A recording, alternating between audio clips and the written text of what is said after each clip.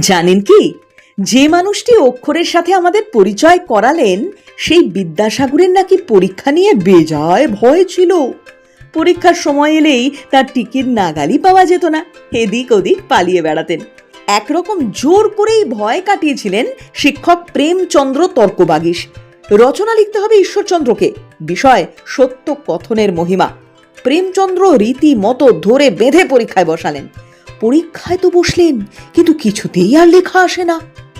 অবশেষে অনেক ভাবনা চিন্তার পর লেখা এলো।